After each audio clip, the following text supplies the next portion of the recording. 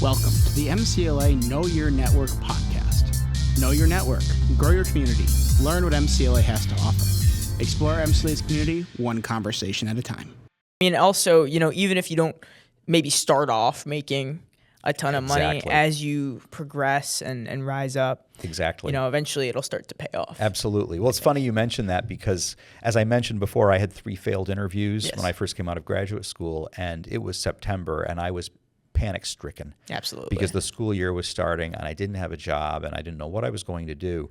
And I had another interview right before Labor Day weekend. I had another interview, and I could tell it wasn't ending well. And the gentleman interviewing me was about to end it because of my lack of experience again. Yeah. And I was very candid with him, and I just stopped him and I said, look, if you don't give me the opportunity to gain experience, everyone has told me the same thing now. When will I ever gain this experience? And I actually saved the interview, and he hired me on an interim basis. That was my first job. He said, we'll hire you on an interim basis and we'll see how it goes. I said, great. Tell me when to start. I'm ready, because I didn't have a job at the time. And then over winter break, he approached me. I was in the hall, and he approached me and he said, come on in. And he said, how would you like to sign on full time? And I said, great. So it was no longer interim after that. And I ended up staying there for 21 years. Oh, wow. So I think back to that. I think back to that interview. And if I had not said that to him and I didn't save that interview, how it would have changed the trajectory of my career. And how my journey may have been different, where I would have gone. I may have moved away. I may have moved out of the area to find a job at that point. So you never know. You have to put your best foot forward regardless of what you're doing. But again, it goes back to those tools. Have all the tools necessary for when you hit that interview and you get in that job market. Make sure you've got those tools before you leave MCLA. Absolutely. That sounds like a great example of advocating for yourself. You have to. Which is something that I think a lot of students, need to do as they're trying to enter the workforce. Yeah, absolutely. I do a lot of classroom outreach, and when I speak to classes, I'll say, how many of you are familiar with the Career Services Facebook page or the Career Services Instagram page? And some hands go up, but many hands don't. And I'm like, this is where you look for jobs and internships. So use the resources at your disposal here, like Handshake. Absolutely. It's absolutely important for students. Yeah. So you guys, you talk a lot about social media for career services, Handshake, virtual career fairs, and that makes me want to point out how the job market is constantly evolving. And what are some other ways that you adapt or teach students to adapt to this constantly evolving job market? Well, the job market is always evolving, and even as far as writing a resume. That's changing. I've met with students who've come in and I've looked at the resume and I've said, who reviewed your resume for you? Because I can tell it's not something that the student did on their own. And I've had a few students say, oh, it was ChatGPT, AI. Okay, well, here's the problem with that. And I understand this whole trending toward AI. If you don't know your resume up here, it's got to be up here. If you don't have it in your mind, when you go for the interview, that interview is going to go downward quickly. Yeah. So the AI resume may look good, but it's going to be very difficult to hold that up in an interview if you aren't really, really firm on everything that's contained in that resume. So, and again, you don't get the specifics that you need by doing that. And again, the details and the important information come out when you're dialoguing with someone in career services and you're discovering what you should have on your resume and what you shouldn't have on your resume. And as you go through the revisions, I've had students, sometimes I think my record here at MCLA is 6 revisions on a resume. So I actually met with a student 6 times before we had the document the way it should be. And you go through all of those revisions. By the time you get to your 6th revision, guess what? You know the resume. You know your resume, which unlike if you just generate it through AI, you don't really have a firm grasp on it the way you should when you go to the interview. So be careful with that. And as far as, the way the workplace is changing, I think I've had some students come to me and say, I'm looking for strictly remote employment opportunity. I really don't think that's a good idea to narrow your focus that much. And there are a couple of reasons I feel that way. I think that being completely remote for an extended period of time, well, sometimes it reduces your communication skills. It reduces those social skills that are so important in the workplace. There are hybrid opportunities out there, and there is remote work out there as well. But don't limit yourself to hybrid. Don't limit yourself to remote. Have yourself be wide open to a work experience and be willing to do whatever it takes to enter that work experience. And I think sometimes we tend to move toward the path of least resistance. Absolutely. I don't really want to interact with people, so I want a remote position. And you end up getting a remote position. And now what's happened is you're getting more and more deficient in that very important area of communication skills. So don't always pursue that path of least resistance and cast a wide net. Yeah. There are a lot. I'll give you a perfect example when I say cast a wide net. I had the Berkshire County Sheriff's Office was here, I think 2 or 3 semesters ago. And as we were heading over to the marketplace for the 3rd and 4th hour of his visit, I said, "Did you have any good conversations with students today?" And he said, "No, not really." And I said, "Well, we must not have too many students that are looking to be sheriffs right now." And he said, "Well, it's funny you say that because we're not looking for sheriffs right now. We're looking for IT specialists."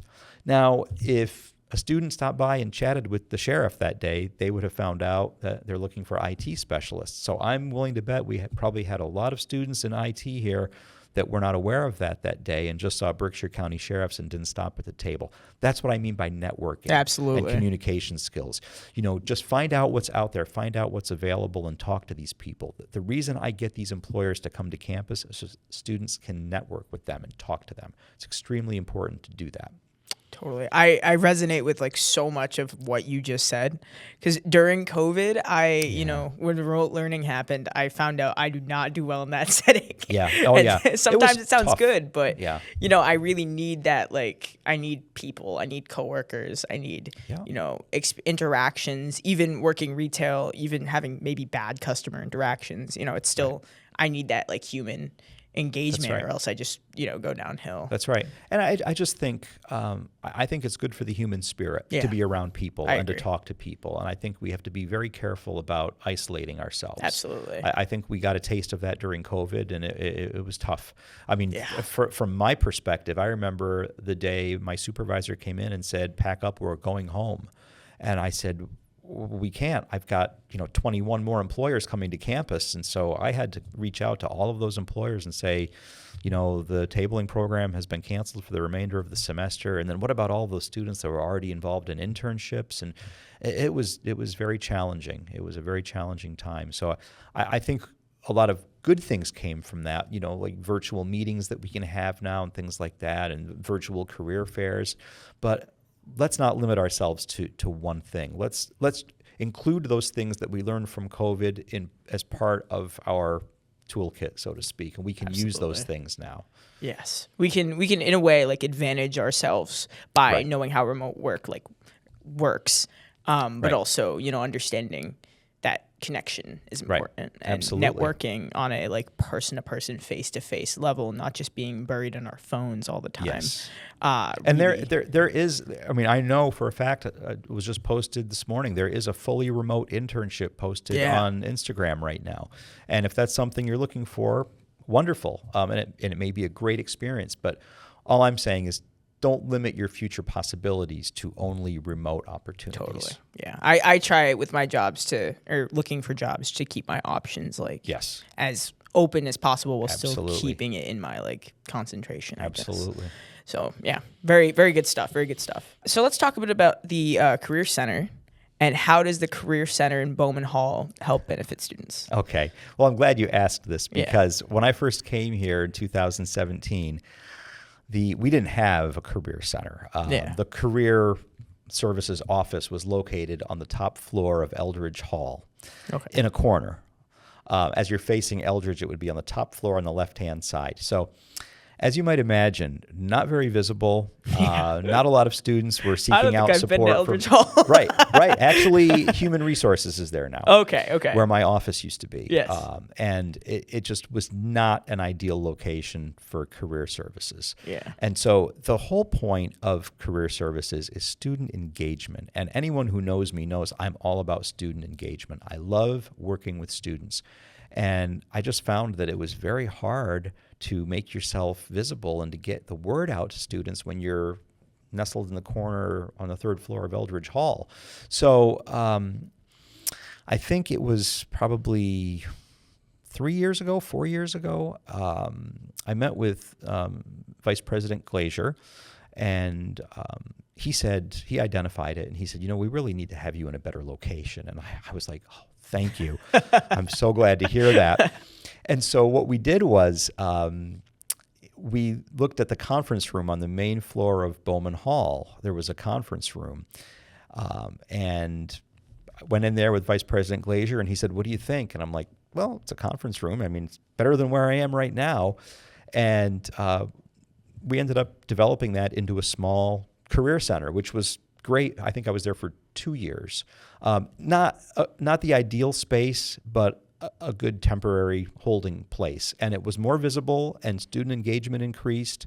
And it was really wonderful for the employers because now they can park on Montana Street when they come. They go up one flight of stairs, and they're right there in Bowman Hall where they table. Before, they'd have to climb up all the stairs in Eldridge Hall with all their materials. It was not good. So that space worked well for the time being. And then when I found out that we were having a new career space, I was just absolutely thrilled about that. And one of the things that I was concerned about was I don't know if you remember, there was a space there in Bowman where students would congregate. And Yes. I wanted to make sure that we still had a space for students. Yeah. Because if employers are going to be there in the lobby, we also want to make sure that students are there. That way they see what's going on in career services. They see the employers that are there. And it's important to have that student visibility as well as career services visibility.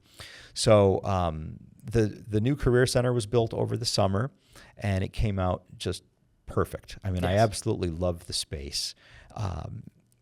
There are a number of positives. I could go on and on about the number of benefits. I'll give you some examples. Like I said, I do a lot of classroom outreach. Well, it's large enough now that a faculty member could bring their class to the Career Center if I'm doing a presentation. There's enough space now for an employer to do a private one-on-one interview with a student, which we didn't have that space before. There was nothing for that. It's all glass. So when students are walking by and they see me working with their friend or their roommate, or they're wondering what's going on in there, and they ask, maybe they'll be the next student to stop by and have their resume reviewed or have a mock interview. So that's what we need. We need career services to be centrally located, to be highly visible, because without the student engagement component, you're really limited in how much you can help people in career services. I mean, it's so important to have the employers there, the students there, engage with students, engage with employers. You can't do that on the third floor of Eldridge Hall. So, the donors, very thankful to them for Dan Trombley and Nicole Westall for allowing this to happen. I spoke to Dan over the summer, and I gave a presentation, and afterwards I spoke to him individually, and he said, well, career services was a big help to me when I was a student here. And so that was the impetus for him to go ahead and donate for the new career center. So I'm thrilled about that. I'm hoping that down the road, we're going to be able to expand our offerings, maybe move it more into the area of study abroad, nonprofit, independent studies, civic engagement, volunteer opportunities, things like that, I just am unable to do right now with time constraints. But if we're able to have additional staffing, and there is the office space there for that now. I've had an intern this semester, Ava Basayo. She's been wonderful. We have a much greater social media presence this semester thanks to Ava. Every day when the employers come, she takes photographs of them. She posts them on Instagram and Facebook, job postings, internship postings. So it's been a big help to me because I tend to get really backed up with student appointments and lining employers up and things like that. So it gets to be a challenge for me. So it's been great having her as an intern. Plus, you need to practice what you preach. I always tell students how great it is to be an intern. So I have an intern this semester. Yeah, I have classes in Bowman, and when I go to Bowman Hall and I see the glass, and I'm like, dude, it looks like there's some really cool stuff going on in there. Yeah, like it's a really great space. It's like in your face, you see it. Yeah. And it's just nice. Yeah. So I really support that. Yeah, no, I'm absolutely thrilled about it. When I think back to where I was back in 2017 and 2018 compared to where I am now, I know at the beginning of this conversation, I said that, I've seen a lot of changes take place since November of 2017, and that's primarily one of the most important ones for me anyway, was that move and that new career center, because I think, what I told Dan Tremblay this summer when I spoke to him was, believe me, that the money is going to be put to good use, because students will benefit from this. They're going to absolutely benefit from it. And I like to make sure that I'm the person who's engaging with them and helping them. And so having the space to do that is wonderful. Yeah, and you see it, and especially with the glass, it makes it look so like bright and inviting. Yeah. Like you want to come in, you want to talk about absolutely. career Well, wait till services. spring and summer when the sun is coming right through. It's gonna light up the lobby. It's gonna look great. When it's not getting dark at 5 p.m. I know. It's that time of year. Yeah, but we're staying up, All right. How can students best take advantage of career services early in their career? Because we talked a little bit about, starting early. But not a lot of students might know how to do that. Yeah, I think it's important. Sometimes students think a little bit about down the road a little too far. Let's take the initial baby steps first, and that would be, I find it a very rare instance that a first-year student absolutely positively knows what they want to do for a career. Yeah. And if that's the case, that you are absolutely positively sure, I still recommend that you come and see me as a first-year student, because it's important. There are some interest inventories that you can take, and you might learn some things about yourself that you were not aware of, and you might see some new employment opportunities that you weren't aware of as well. So just as a preliminary step, first-year students can stop in, get to know me. I can get to know the student. They can take an interest inventory. We can talk about where they're at with their resume. We can talk about when they might want to apply for an internship, whether it be sophomore year, junior year, senior year. So you can start to map out what you're going to be doing during your 4 years at MCLA. I think, for example, if you decide as a junior that you want to apply for an internship, but you don't have a resume, well, you're a little bit behind the 8 ball now, because now you've got to come to career services. You've got to get help with your resume. You've got to submit that resume before the deadline for the internship. Let's get all those things in place early. It's really, like I said, I look at it as a comprehensive approach.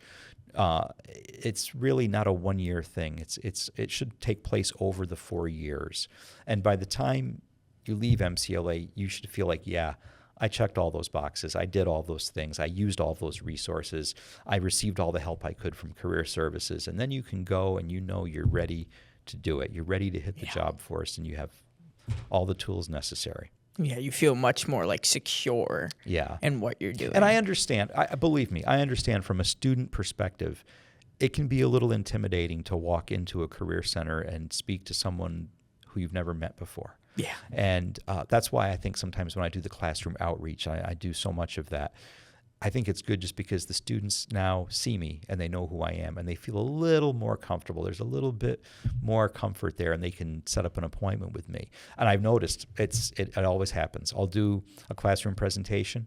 Right away, 4 or 5 students from that class will send me an email to set up an appointment, whether it be for an internship or a resume review, whatever the case might be.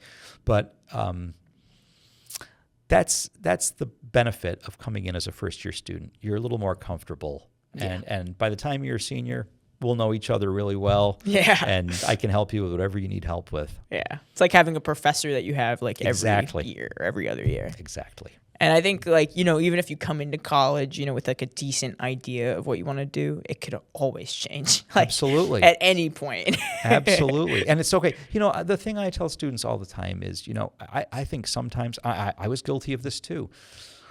Thinking about your future is stressful. Yes. And you've got a whole bunch of things you have to worry about in the immediate future. You've got research papers, you've got exams, you've got your social life, you've got other things going on in your life, and you're wondering, where am I going to be at in 5 years? Yeah. And so sometimes it's easy to just put that in the back of your mind and say, I'm not going to deal with it. I'm not going to think about it.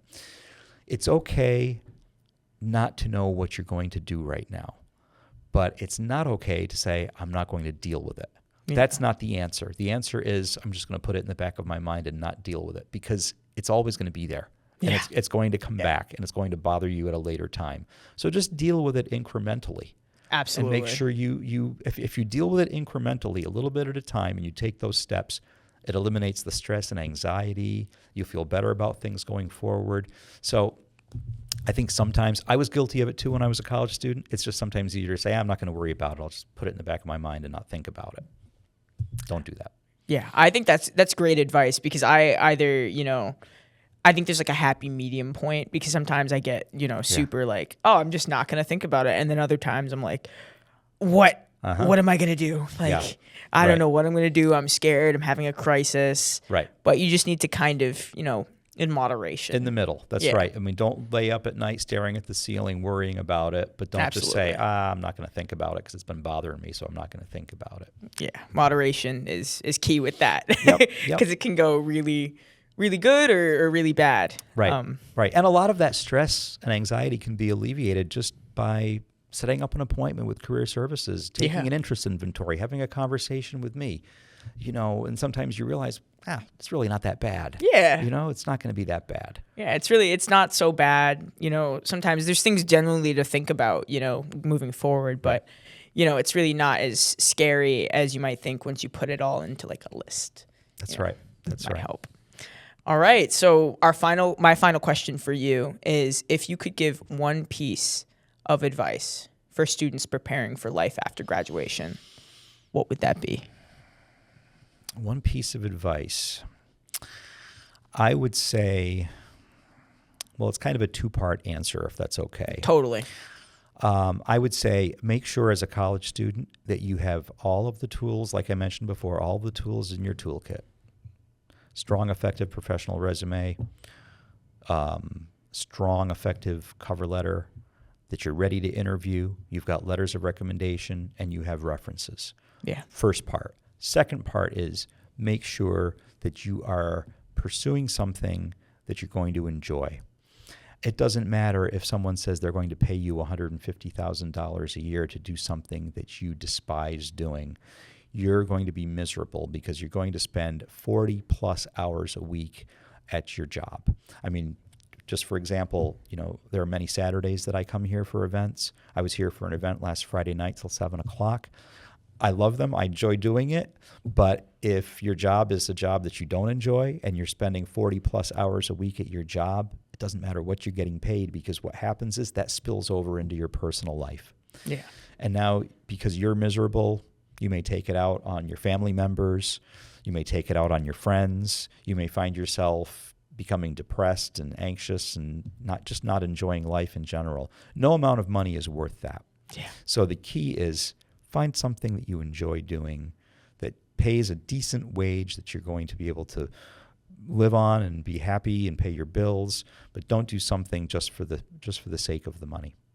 Yeah, that's fantastic advice, because, we're here to have, somewhat of a good time in life. Like, you need to, have like a happy balance. You need a work-life balance, but you also should enjoy your work. Right. And sometimes you end up developing friendships through your work. Absolutely. So if you've been working in the same place for many years, you may end up having a circle of friends that come from the workplace. Definitely. If you're working somewhere where you're miserable and you don't talk to anyone and you despise your job, you're not going to have any good relationships there or any friendships there, and just going to make life more challenging.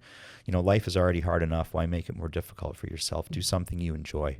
Exactly. And I think, making friends, once you're not in school must be a lot harder. So, having something where you can meet people and absolutely make new friends and hang out is great. I have friends that I made at my very first position. I had a mentor my first year working as a professional, and that gentleman is in his 80s now, and he remains one of my closest friends. Yeah. So It's a beautiful thing, really. Yeah. Like, it's great. Yeah. And I'm very thankful that I had that mentor my first year Oh, because there were a lot of things that I learned from him about the work and about my job. So.